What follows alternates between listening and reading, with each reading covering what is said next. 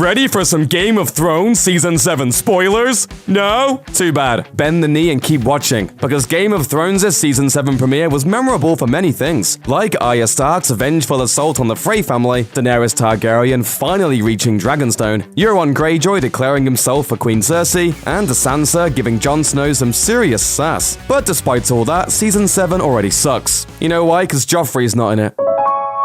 I miss you, Joffrey. So much. But that was all a bit overshadowed by the cameo of Ed Sheeran, whose musical moment on the show was unintentionally hilarious. It's a pretty song. I've never heard it before. It's a new one. Sheeran's stint as a Lannister soldier might have earned a roaring social media response, but it was just one in a series of celebrity cameos that have come and gone on the show. Here are some other famous faces who have popped up in the realm over the years. Gary Lightbody. Sheeran was hardly the first musician to appear on Game of Thrones. In Season 3, Snow Patrol frontman Gary Lightbody leads a battalion of House Bolton soldiers in a rendition of The Bear and the Maiden Fair. In the world of Westeros, this is a folk song everybody seems to know, but in the real world, it was necessary to make audiences aware that the song exists, so that a later episode could take that title and run with a very literal interpretation of it. Roy Dotrice. If you're a long-time fan of fantasy on television, you probably remember Roy Dotrice as Ron Perlman's wise father figure on Beauty and the Beast. But if you're a fan of George R.R. Martin's A Song of Ice and Fire, you probably know him as the celebrated reader of the audiobooks. He was personally chosen by Martin after the two had worked together on Beauty and the Beast, and was originally announced as Grand Maester Pycelle for the HBO series. Due to health reasons, he was replaced by Julian Glover, but fortunately he was able to appear in Season 2 as the pyromancer Hallyne. While he isn't on screen much, Hallyne plays a key role in Tyrion's master plan for the Battle of Blackwater, so it's a fitting use of an actor who will forever be linked to the books. David Benioff and D.B. Weiss.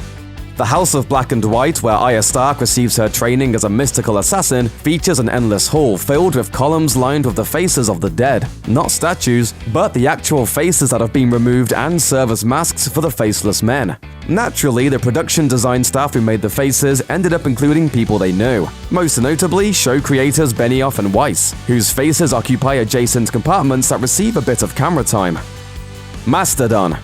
The American heavy metal band Mastodon didn't perform music on Game of Thrones, but they did contribute a song called White Walker to the Catch the Throne Volume 2 mixtape HBO released to tie into the show in 2015. So it wasn't surprising when members of the band showed up in the episode Hard Home, in which they are killed and then resurrected by the White Walkers. The band can thank Game of Thrones executive producer D.B. Weiss for those collaborative opportunities because he's apparently a big fan of the group.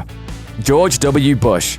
In Game of Thrones' first season, Sansa is made to look upon her father's severed head by the cruel new King Joffrey. And while your eyes may be scarred by the image of poor Lord Stark, there are tons of other spiked heads on display alongside him, including one resembling former US President George W. Bush, which rests next to Sansa's scepter. Benioff and Weiss revealed that they used the already existing head prop for the scene because of their need for heads, not for any kind of political statement. But once the word got out, some people found such a violent depiction of a former president to be disrespectful. This led to official apologies from HBO as well as Benioff and Weiss. Sigur Rós. Another memorable musical cameo comes at Joffrey and Marjorie's wedding in Season 4. The Icelandic post-rock band Sigur Rós shows up with a strange set of musical instruments to perform a droning take on the House Lannister song, The Rains of Castamere. It did not please the king. Very good, very good. Off you go. Will Champion.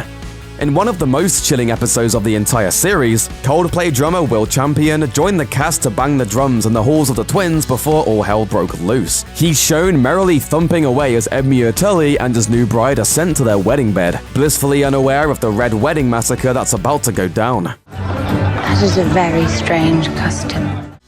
Noah Syndergaard. Ed Sheeran wasn't the only familiar face to make his debut in Season 7. New York Mets pitcher Noah Syndergaard also made a buzzy cameo in the new season, as one of House Lannister's foot soldiers who has incredible aim with spear throwing. We don't know if his character survived the ensuing dragon attack, but in light of how the rest of the army fared, he probably didn't last long in the skirmish, and considering the Mets' 2017 season, he's probably used to it. Thanks for watching. Click the looper icon to subscribe to our YouTube channel. Plus, check out all this cool stuff we know you'll love too.